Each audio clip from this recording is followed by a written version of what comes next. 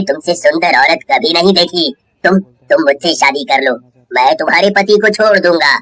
एक गांव में एक जंगल था। उस जंगल में एक टूटी फूटी हवेली थी। एक दिन मंगू नाम का एक ग्वाला अपना दूध बेचकर वहां से जा रहा था।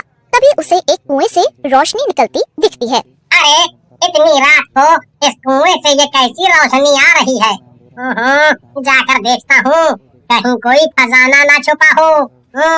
सुना है ऐसी खाली पड़ी हुई हवेलियों में बहुत सारे हीरे जवाहरात होते हैं। ऐसा सोचकर मंगू कुएं के पास जाता है और नीचे झांकता है। कुआं बिल्कुल सूखा होता है। उसे कुएं के अंदर एक बड़ा सा हीरा दिखता है। हीरा देखकर मंगू खुश हो जाता है। लगता है आज मेरी किस्मत मेरे ऊपर कुछ ज्यादा ही मेहरबान है। अगर ये हीरा मुझे मिल जाए तो मैं इस गांव का सबसे अमीर आदमी बन जाऊंगा और जिंदगी भर दूध में पानी नहीं मिलाना पड़ेगा।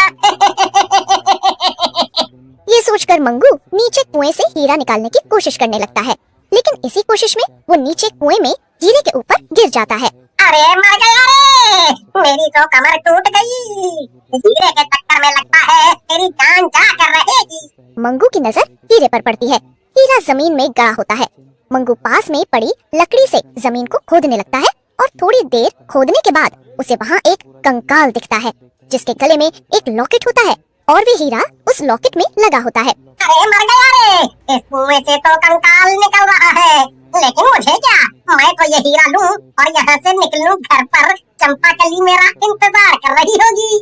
ऐसा कहकर मंगू लॉकेट को कंकाल के सर से निकालकर अपनी जेब में रख लेता है और कुएं से निकलकर अपने घर की ओर चला जाता है। उसके जाते ही कंकाल उठ जाता है और बोलता है, किसने मुझे नींद से जगाया? कौन है? सामने आओ। अरे मेरा हीरा भी गायब है। कौन चुरा कर ले गया मेरा हीरा? अगर मुझे वो मिल गया तो मैं उसकी जान ले लूंगा। ऐसा कहकर कंकाल अपने कुएं से बाहर आता है और उसे ठीक उसी समय गांव का चोर नंदू मिल जाता है। कंकाल को देखकर नंदू घबरा जाता है। कंकाल वो भी चलने वाला? इससे पहले ये मुझे मारे, मुझे यहाँ से भाग लेना चाहिए। ऐसा कहकर नंदू वहाँ से भागने लगता है, लेकिन कंकाल उसे पकड़ लेता है और बोलता है, मेरा हीरे वाला लॉकेट कहाँ है? जल्दी से दे मुझे। तूने ही चुराया है मेरा लॉकेट। लॉकेट? वो भी हीरे का? कैसी बातें कर रहे हैं कंकाल जी? अगर मेरे पास हीरे का लॉकेट होता तो मैं इस मनहूस गांव में होता। आपको भी कोई गलत फहमी हुई है। मेरे पास नहीं है आपका हीरे का लॉकेट। तू झूठ बोल रहा है। तेरी शक्ल से ही तू चोर लग रहा है। तूने ही मेरा हीरा चुराया है। चल जल्दी से मेरा हीरा वापस कर। अरे भगवान, ये क्या मुसीबत है? मैंने तो कोई हीरा चुराया ही नहीं, फिर ये मनहूस मेरे पीछे क्यों पड़ा है? क्या सोच रहा है शक्ल से मनहूस दिखने वाले? जल्दी से मेरा हीरा निकाल, नहीं तो मैं तुझे खा जाऊंगा, वो भी छोटे छोटे टुकड़े करके। समझा? मैं सही कह रहा हूँ कंकाल भाई, मैंने कोई चोरी नहीं की है। मैंने आपका हीरा नहीं लिया, लेकिन मैं आपकी मदद जरूर कर सकता हूँ उस हीरे को ढूंढने में। हाँ, मैं गांव में जाकर ढूंढता हूँ, जरूर कोई गांव वाला ही आपका हीरा ले गया होगा। ठीक है, मैं तुझे जाने दे रहा हूँ, लेकिन अगर तू हीरा लेकर नहीं आया तो मैं तेरी जान ले लूंगा। कंकाल नंदू को छोड़ देता है। नंदू वहाँ से झटपट दौड़ लेता है और सीधा अपने घर जाकर रुकता है। नंदू की बीवी श्यामा नंदू को यूं डरा हुआ देखकर नंदू से पूछती है, क्या हुआ जी? कोई कुत्ता पीछे पड़ गया क्या? अरे इतना थोड़े डरते हैं कुत्ते से। श्यामा की बात सुनकर डरे हुए नंदू को गुस्सा आ जाता है। अरे आप गुस्सा क्यों होते हैं? मुझे क्या पता क्या हुआ है आपके साथ? रुको मैं पानी लाती हूँ, फिर बताना क्या हुआ आपके साथ। श्यामा पानी लेकर आती है और नंदू को दे देती है। नंदू पानी पीते पीते उसे अपने साथ हुई सारी बात बता देता है, जिसे सुनकर श्यामा बोलती है, ये तो बहुत ही बुरा हुआ स्वामी। अगर अभी आपने उसे नहीं ढूंढा तो वो कंकाल आपको मार डालेगा और मैं विधवा हो जाऊंगी। ऐसा कहकर नंदू गांव के अंदर घूमने निकल जाता है ताकि उसे उस हीरे के बारे में कुछ पता चल पाए, लेकिन काफी घूमने के बाद भी उसे हीरे के बारे में कुछ पता नहीं चल पाता। उधर नंदू के जाने के बाद कंकाल भी गांव की तरफ जाता है। कंकाल गांव के अंदर चला जाता है और घर घर के अंदर झांकने लगता है। तभी वे नंदू के घर के अंदर झांकता है।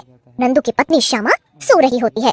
कंकाल श्यामा को देखकर उस पर मोहित हो जाता है और बोलता है, अरे वाह, इतनी सुंदर औरत है, बिल्कुल अप्सरा जैसी। इसे तो मेरी पत्नी बनना चाहिए। मेरे जैसा सुंदर और कुंवारा लड़का इसे कहाँ मिलेगा? ऐसा कहकर कंकाल सोती हुई श्यामा के पास जाकर बैठ जाता है। श्यामा उठ जाती है और कंकाल को देखकर घबराते हुए कहती है, कंकाल, तुम वही कंकाल हो क्या जो मेरे पति के पीछे पड़े हो? उसे मत मारो, उसने तुम्हारा हार नहीं चुराया है। तुम डरो मत, मैंने तुमसे सुंदर औरत कभी नहीं देखी। तुम मुझसे शादी कर लो, मैं तुम्हारे पति को छोड़ दूंगा और हीरा भी वापस नहीं लूंगा।